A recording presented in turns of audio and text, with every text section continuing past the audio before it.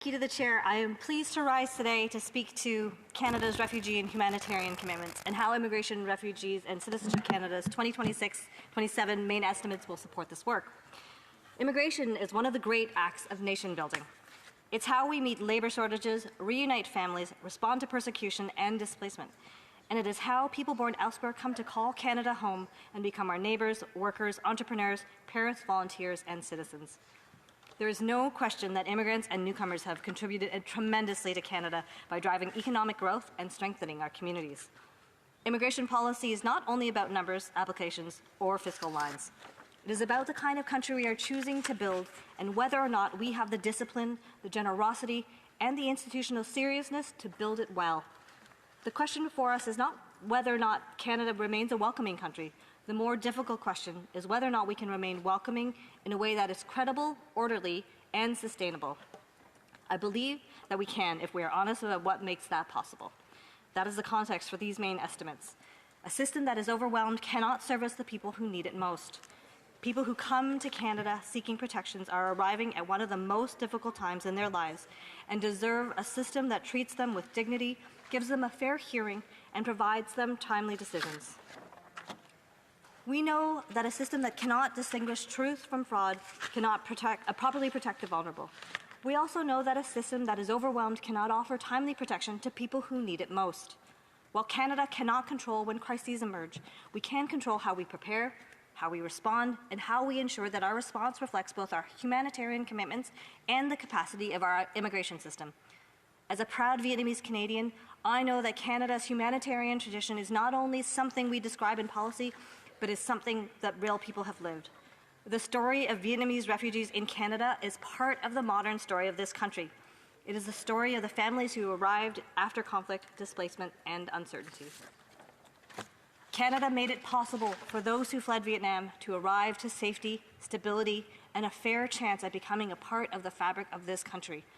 This is one example of what humanitarian protection can mean at its best. It gives people an opportunity to move beyond a point of crisis to belonging, contributing, and to one day become part of the Canadian story themselves. That's the promise behind humanitarian protection. But to keep that promise, compassion has to be matched with capacity.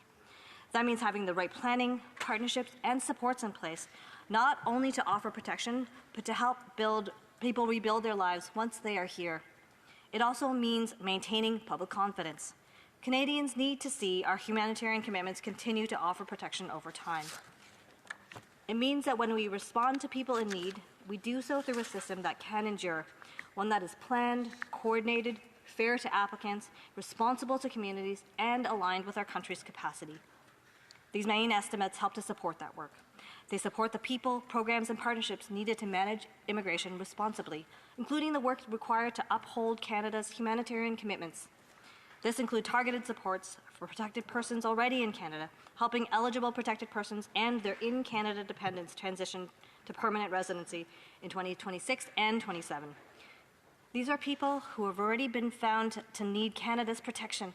Helping them transition to permanent residency provides stability. It allows them to continue building their lives with greater security, to put down roots, work, study, raise families, and contribute more fully to the communities where they have been welcomed. This is an important example of how humanitarian commitments and responsible system management can work together. Canada will continue to be there for people in need, but we also need to make sure that our humanitarian pathways are delivered through a system that can support people properly. That means considering settlement capacity, working with provinces, territories, and communities, and aligning our humanitarian measures with the immigration levels plan, operational realities, and the broader needs of the system. Mr. Chair, recent years have shown how quickly humanitarian situations can evolve. Canada has responded to a range of international crises and displacement situations.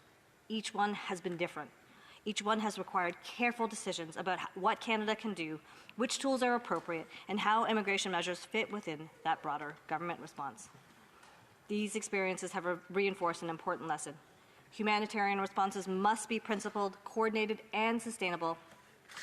That's why RCC has strengthened the way it prepares for and responds to emerging international crises.